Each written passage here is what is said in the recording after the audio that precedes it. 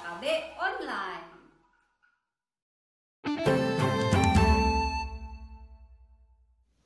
Adik-adik, ini Kak Mary punya balon ya.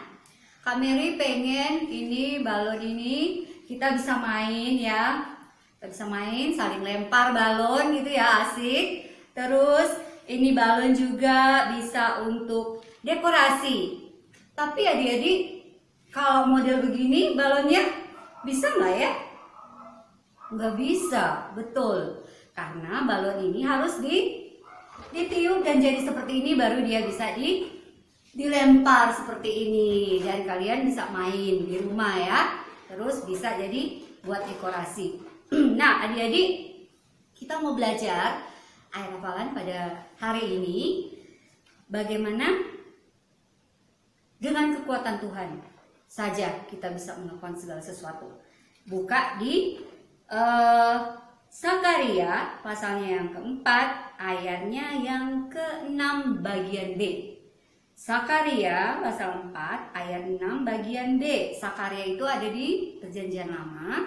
Dia itu setelah Hagai, setelah kitab Hagai dan sebelum kitab Maliaki di Perjanjian Lama. Sakaria pasalnya yang keempat, ayatnya yang ke-6b. Kami dibaca untuk kita semua. Bukan dengan keperkasaan dan bukan dengan kekuatan, melainkan dengan Rohku, firman Tuhan semesta alam. Sakaria 4 ayat 6b. Kak Mary udah salin di alat peraga untuk mempermudah adik-adik membaca, tetapi ini tetaplah firman Tuhan. Baca dari alamatnya di sini. Kemudian isinya, kemudian balik ke alamatnya ya. 1, 2, 3. Sakaria 4 ayat 6b. Bukan dengan keperkasaan dan bukan dengan kekuatan, melainkan dengan Rohku, firman Tuhan semesta alam. Sakaria 4 ayat 6b. Ulang lagi. Oke. Lagi. Sakaria 4 ayat 6b. Bukan dengan keperkasaan dan bukan dengan kekuatan, melainkan dengan Rohku, firman Tuhan semesta alam. Di sini dibilang apa adik-adik ya? Bukan dengan keperkasaan dan bukan dengan kekuatan. Maksudnya bukan dengan keperkasaan atau kekuatan kita untuk melakukan segala sesuatu, untuk melakukan kebenaran. Tidak.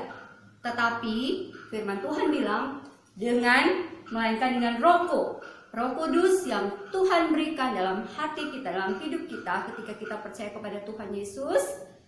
Roh Kudus itu yang akan memampukan kita untuk melakukan kehendak Tuhan, memberikan kita hikmat dalam mengerjakan segala sesuatu, sehingga kita bisa hidup memuliakan nama Tuhan. Oke, kita baca sekali lagi, ayo dari alamatnya, isinya kemudian kembali ke alamatnya ya. 1, 2, 3. Sakaria 4 ayat 6. Bukan dengan keperkasaan dan bukan dengan kekuatan, melainkan dengan Rohku, firman Tuhan semesta alam. Sakaria 4 ayat 6b. Oke adik-adik, bagi kamu yang belum percaya kepada Tuhan Yesus, Roh Kudus belum ada dalam hidup kamu. Tapi Tuhan mau kamu percaya kepada Tuhan Yesus supaya Rohnya, Roh Kudus akan tinggal di dalam kamu dan akan memampukan kamu untuk hidup benar, hidup memuliakan nama Tuhan.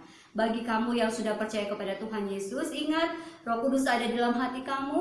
Roh Kudus itu yang akan memampukan kamu untuk hidup dalam kebenaran, berani melakukan yang benar dan hidup memuliakan nama Tuhan. Bukan dengan kekuatan kamu atau mengandalkan orang tua atau siapapun, sekalipun mereka mengasihi kamu, tapi mereka terbatas ya adik-adik. Tapi andalkan Tuhan, Roh Kudus yang ada di dalam hati dan kehidupan kamu. Oke, sekali lagi yuk. Baca dari alamatnya, isinya kemudian balik ke alamatnya ya, sambil dihafal ya adik-adik ya. 1, 2, 3. Sakaria 4 ayat 6. Bukan dengan keperkasaan dan bukan dengan kekuatan, melainkan dengan Rohku, firman Tuhan semesta alam. Sakaria 4 ayat 6. Oke, mulai dihafal ya. Pendek kan ayatnya ya. Ulang sekali lagi. Ayo yang di rumah, 1, 2, 3. Sakaria 4 ayat 6. Bukan dengan keperkasaan dan bukan dengan kekuatan, melainkan dengan Rohku, firman Tuhan semesta alam. Sakaria 4 ayat 6b. Oke, kita mau bermain sambil, kalau adik-adik ada balon di rumah, sambil balon-balonnya dilempar kayak gini dan sambil kita hafal ya. Oke, sambil boleh lihat teksnya kalau ada teksnya. Oke, 1, 2, 3. Sakaria 4 ayat 6. Bukan dengan keperkasaan dan bukan dengan kekuatan, melainkan dengan Rohku, firman Tuhan semesta alam. Sakaria 4 ayat 6. Yeay! Sekali lagi. 1, 2, 3. Sakaria 4 ayat 6. Bukan dengan keperkasaan dan bukan dengan kekuatan, melainkan dengan Rohku, firman Tuhan semesta alam. Sakaria 4 ayat 6b. Oke, sekali lagi sama-sama yuk kita hafal sama-sama dan untuk kita terapkan dalam hidup kita. Oke, yang terakhir 1, 2, 3. Sakaria 4 ayat 6b. Bukan dengan keperkasaan dan bukan dengan kekuatan, melainkan dengan Rohku, firman Tuhan semesta alam. Sakaria 4 ayat 6b.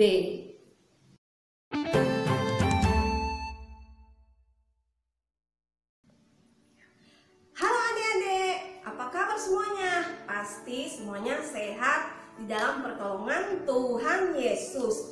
Nah, minggu kemarin kalau kakak bilang bahwa setelah Mezbah Baal dihancurkan, Gideon merasa hidupnya terancam. Dan Gideon tidak merasa sendiri, tetapi Tuhan tetap bersama dengan dia. Dan Tuhan mengatakan kepada Gideon bahwa Gideon, kamu harus melawan orang Midian. Kamu jangan takut karena Tuhan akan bersama-sama dengan dia. Lalu kata Tuhan, persiapkanlah dirimu dengan pasukanmu, karena Gideon adalah seorang pemimpin, atau dia juga disebut hakim ya pada saat itu karena belum ada pemimpin. Jadi Gideon mempersiapkan diri sendiri, juga mempersiapkan orang-orang yang akan dia bawa untuk berperang melawan orang Midian. Nah, suatu ketika mereka sudah bersiap dan ada di suatu bukit. Mereka melihat ke bawah, wow, orang Midian begitu banyak ya. Apakah kita mampu melawan mereka? Dan Tuhan mengatakan kepada Gideon, Gideon, sebelum berperang, tanya sama mereka. Karena Gideon yang sekarang sebagai pemimpin, dia tahu jumlah pasukan dia 32.000 orang. Wow, sungguh banyak ya. Tapi kata Tuhan begini, Gideon terlalu banyak. Suruh pulang bagi yang takut. Nah, kata Gideon kepada pasukannya, semua yang merasa takut dan tidak siap untuk memulai perang ini boleh pulang. Ada yang pulang ya adik-adik, karena mungkin ada yang takut, jangan-jangan saya mati atau bagaimana ya pikiran mereka, dan ada yang pulang. Lalu kata Tuhan gini, Gideon, sekarang pasukanmu sudah tinggal 10.000 orang. Bawa mereka pergi minum di sungai. Wow, mereka semua pergi bersama-sama ya untuk minum di sungai. Lalu Tuhan melihat, wow, ternyata ada yang minumnya langsung ke sungai, mulutnya langsung ke bawah. Lalu ada juga yang minumnya pakai tangan begini. Wah, kata Tuhan begini, Gideon, kalau aku lihat ya, yang akan pergi berperang itu hanya yang minum pakai tangan ini.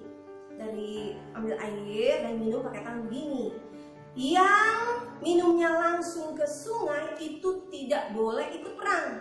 Itu kata Tuhan. Dan tinggal 300 orang yang akan dipakai Tuhan untuk bersama-sama Gideon, pemimpin mereka ini, pergi melawan orang Midian. Nah, adik-adik yang kekasih, walaupun jumlah mereka banyak, ternyata bukan itu yang Tuhan inginkan. Nah, firman Tuhan mengatakan bahwa Sakaria 4 ayat 6b, bukan dengan keperkasaan dan bukan dengan kekuatan, tetapi oleh Rohku, firman Tuhan. Jadi kalau kamu nilainya bagus di sekolah, keluarga kamu diberkati, ingat semua itu karena Tuhan, karena campur tangan Tuhan, sehingga kamu mendapatkan nilai yang terbaik di sekolah, keluargamu diberkati, pekerjaan orang tua juga diberkati. Itu semua karena campur tangan dan pertolongan dari Tuhan Yesus.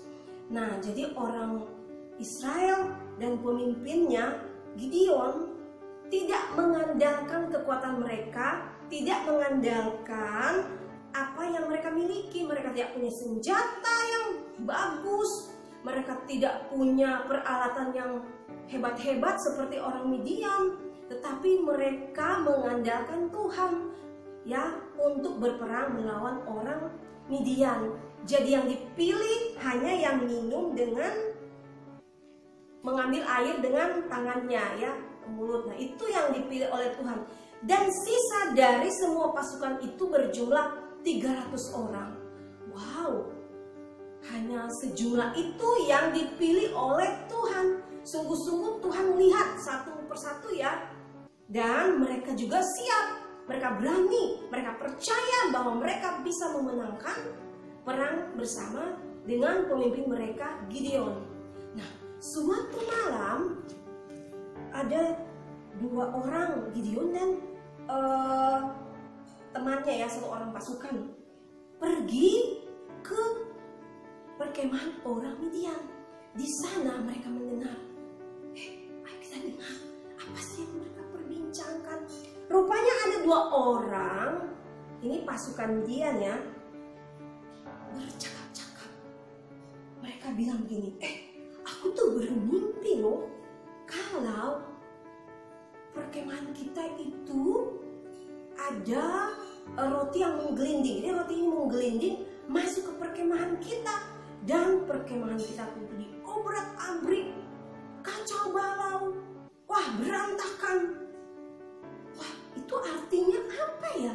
Lalu satu orang temannya di antara mereka berdua ini mengatakan, kamu tahu nggak? Itu artinya kita akan kalah oleh orang Israel dan kita akan berantakan semua. Perang ini akan dimenangkan oleh orang Israel. Wah, temannya kaget. Oh, begitu ya. Nah, dua orang ini termasuk Gideon yang tadi mendengarkan percakapan mereka, langsung pulang. Dia pergi buru-buru mengatakan kepada pasukannya bahwa ternyata mereka sudah tahu kalau peperangan ini akan dimenangkan oleh orang Israel. Tapi adik-adik yang kekasih, walaupun demikian, Gideon sebagai pemimpinnya, dia tetap tenang. Dia berusaha hatinya melekat dengan Tuhan, karena dia percaya bahwa semua sudah diatur oleh Tuhan, dan dia datang kepada Tuhan.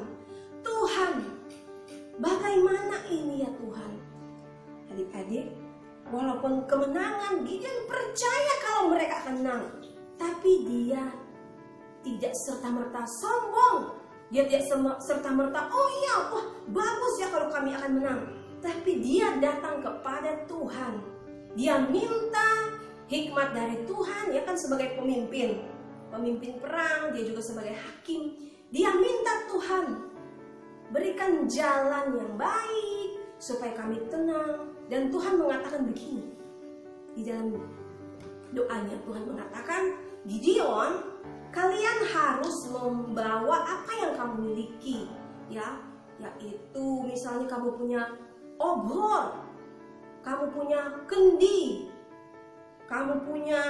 atau buyung ya, tempat isi air, lalu kamu punya trompet atau sangkakala. Itu yang kamu persiapkan untuk dibawa nanti di dalam pertempuran. Nah, itu kan seperti cara yang aneh ya adik-adik, tapi kata Tuhan, itulah yang akan kami persiapkan.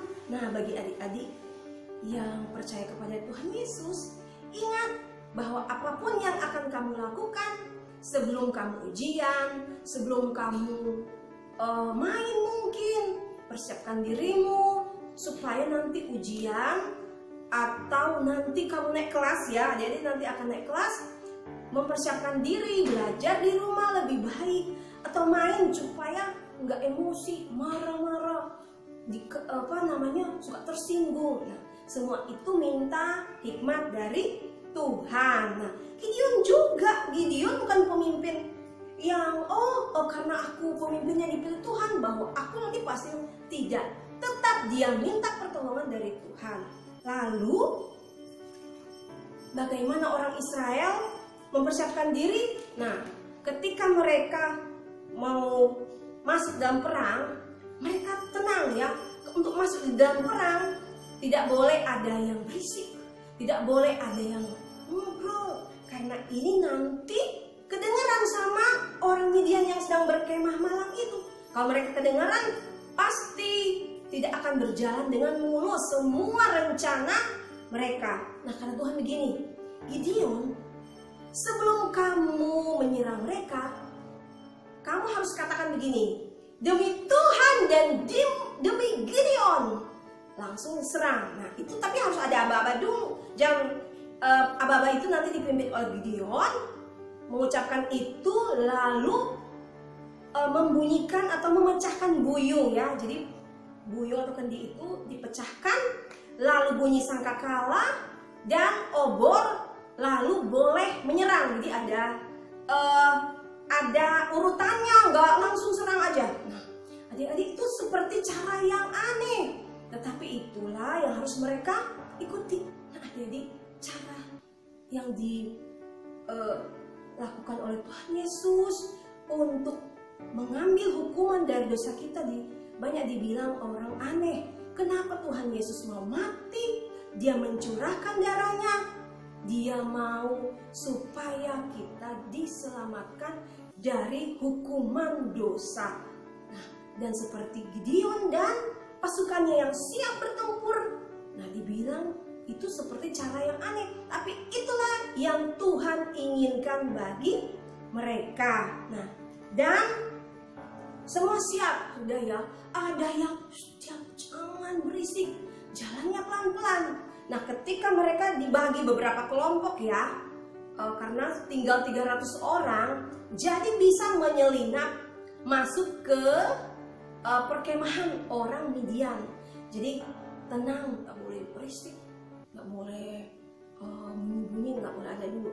Ketika Gideon memberikan aba-aba, demi Tuhan dan demi Gideon, wow, langsung mereka ada yang membunyikan memecahkan buyung ya, memecahkan buyung kan bunyinya berisik.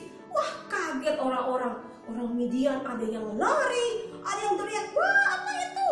Tapi semua sudah panik. Ada yang nggak pakai pedangnya, ada yang masih tidur karena pada waktu itu malam hari. Jadi ada yang tidur, ada yang lari. Wah, semua kocar-kacir, kaget dengan bunyi buyung, kaget dengan suara sangkakala ditiup. Dan apalagi banyak yang mati karena orang Israel juga mengejar mereka, membunuh, dan semua itu mereka mendapatkan kemenangan hanya karena pertolongan dari Tuhan. Jadi Tuhan disenangkan, Tuhan dipuji dan dimuliakan melalui pertempuran ini. Dan pertempuran ini tidak terjadi karena kekuatan dari Gideon atau para serdadunya yang hebat atau punya taktik yang luar biasa, tetapi pertempuran ini terlaksana dan nama Tuhan dimuliakan hanya karena roh dari Tuhan yang membimbing mereka. Nah, adik-adik, jangan lupa firman Tuhan mengatakan di Sakaria 4 ayat 6b, bukan dengan perkasaan dan bukan dengan kekuatan, tetapi oleh Rohku. Jadi apa yang akan terjadi bagi kamu? Tuhan ingin kamu bersyukur, Tuhan ingin kamu tahu, karena kamu bisa pintar, kamu sehat, orang tua kamu diberkati, rumah kamu bagus ya, bisa ditinggal untuk tidur, untuk beristirahat. Kamu bisa bersama-sama dengan keluarga kamu menikmati hari-hari bersama Tuhan. Itu semua karena kekuatan dan keperkasaan dari Tuhan sendiri. Terima kasih adik-adik untuk cerita kita, biar kamu mendapatkan berkat dari firman Tuhan ini. Mari kita berdoa. Tuhan Yesus, terima kasih untuk berita atau cerita kita hari ini. Biarlah kami mau mengucap syukur untuk apa yang boleh kami miliki, baik kepintaran kami, kesehatan, keluarga kami, itu semua hanya datang daripada Tuhan. Ajar kami bersyukur untuk menerima semua itu. Hanya di dalam nama Tuhan Yesus kami berdoa dan bersyukur. Haleluya, amin.